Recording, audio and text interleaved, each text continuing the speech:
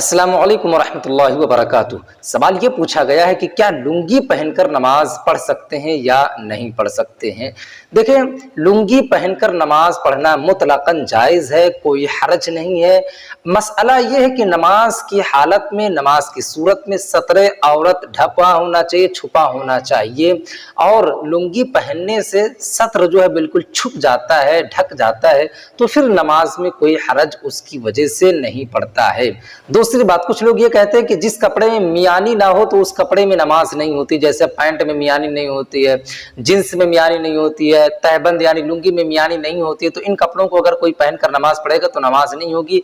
ये बिल्कुल सरासर गलत बात है। नमाज की हालत में सत्र का छुपाना जरूरी है और सत्र का छुपाना नमाज में ये शराइते नमाज में से है।